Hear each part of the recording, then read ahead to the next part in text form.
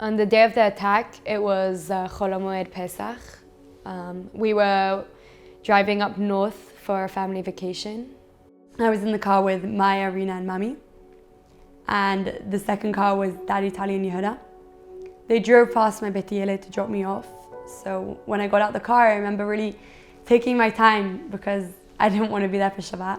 I spoke to Mami and I told her that I'm going to miss them and that I can't believe they're going without me. And then I remember Maya telling me from the back that it's only going to be one night that we're not together. We used to always sleep in the queen beds together. I was supposed to join them a couple of days into the trip. So she told me, like, I can't wait to tell you all about it when you'll get here. And I'm sure you'll have a great time over Shabbat. And even if you don't, we'll be here for you after. My name is Keren Dee, and I'm 19 years old. Right now, I'm at National Service in Beit Yeled in Jerusalem. My name is Tali Dee. I'm 18 years old. I live in Efrat, and this year I'm in a Midrasha in Lod. We're a family of 7. I'm in the middle. I have 2 older sisters, and then a younger sister and younger brother. Maya is the oldest, and I come in second. Then Tali, Rina, and Yehuda is the youngest. So Tali called me and she said, Keren, have you seen the news? Like, there was a terrorist attack, I think it's our car. So I calmed her down on the phone. I was like, Tali, like, listen, it's all right. Like, it's not us. The pictures were running around of just like the bags in the car, and it was a white car, and we had a white car. So then we started getting nervous, and then we started calling and calling, none of them answered. I remember hanging up the phone and immediately opening my phone and checking up, like, what's happening, what's going on. I walked downstairs to one of the people working in the building, and I asked him if he could take me to the hospital because I heard that they're bringing there the bodies and we don't know where it is yet, but there's a chance of it being my family. So Keren went straight to the hospital. She was the first one there. And then we all arrived. And I got a call from one of Mommy's best friends saying that they're flying Mommy now over in a helicopter. I called up Daddy and I said, like, Daddy, what's going on with Maia and Rina? And I remember just him telling me on the phone, when I saw my mom in the hospital, attached to all the machines, like, that's when I realized, okay, this is for sure our family. On Monday, they confirmed her death. We made the decision to donate her organs. The weeks after, coping, and it's hard.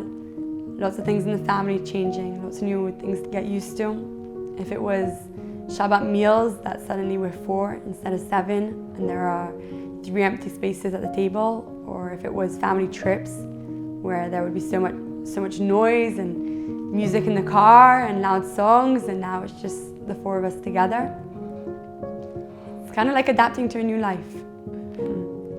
Everything changed. I had to start taking on a lot of different roles. I had to basically step up to becoming also an older sister and partly mother as well. My mom and I were very, very close. I used to always love helping her cook, and she used to be really kind. I used to come home from National Service after I was really, really exhausted, a full day at work, and she would tell me, Keren, don't make anything for Shabbos. Now I make all of the Shabbos, so I always think of her whilst I'm making Shabbos and how kind she was. Maia and I were really close, like, not only as an older sister, younger sister, but also as best friends. If it was she needed advice on something, she'd come to me, or if I was debating about something or bored in the middle of the day, I would pick up a phone, ring to her and listen to her advice.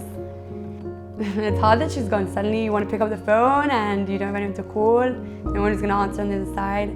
Or I'll do something and I'll be like, of course I want to tell Maia.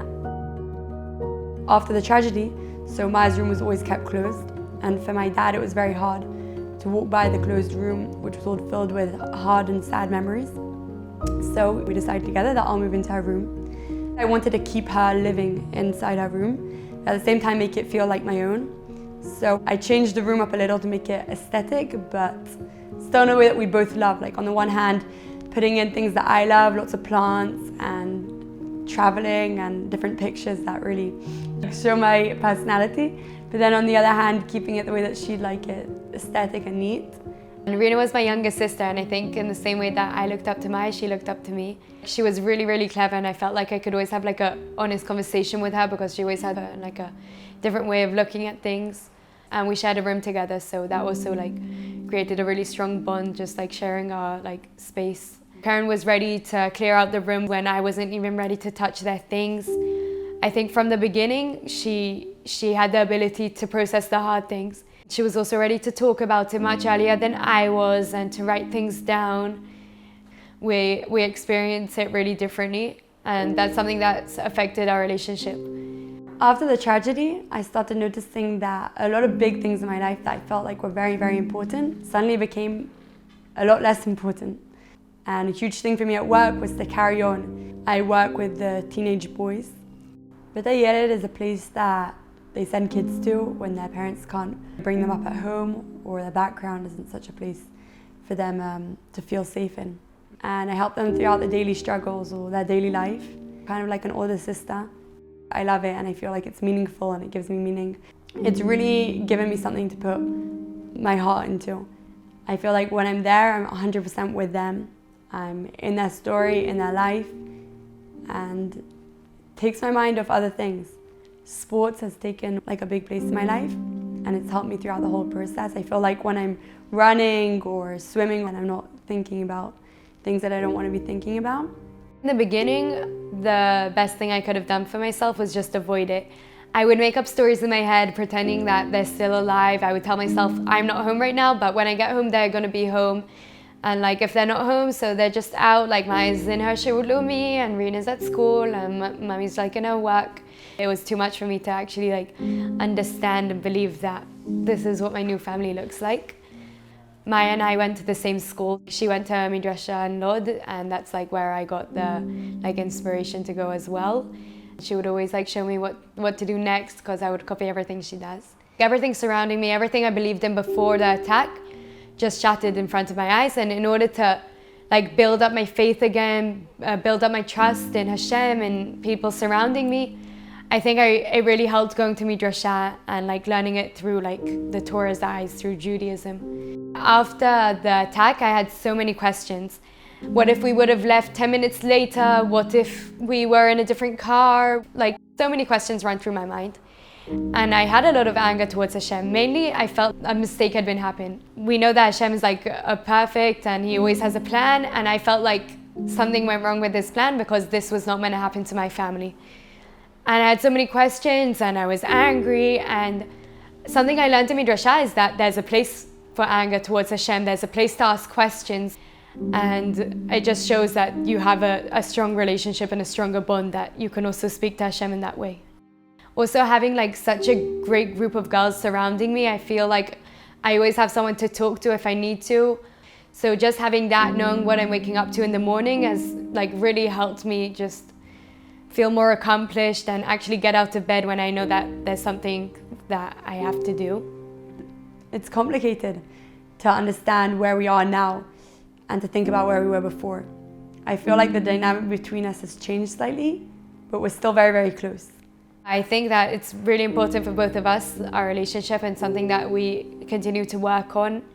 And although like it's a bit rough at times, I think now we're both in a stage that we're ready to like share our different processes and be there for one another. And although our relationship has been complicated throughout this year, I always know that she's there for me.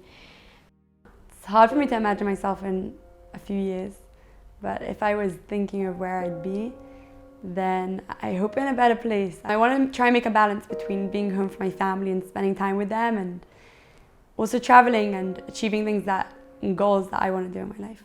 I think when I look into the future, then I'm excited to maybe start learning something or travel and just see where life takes me, and maybe get married, have a family. The thing that I look forward to the most in the future is like getting married and having a family of my own. It's never going to be able to fill the hole like in my heart that's been left from the family that I've lost.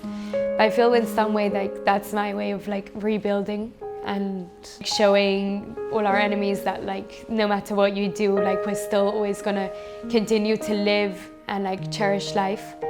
And the time I spent in the hospital really showed me how powerful the doctors are. Although they couldn't manage to save my mother, with her organs they managed to save 5 other people and give to other people their eyesight back.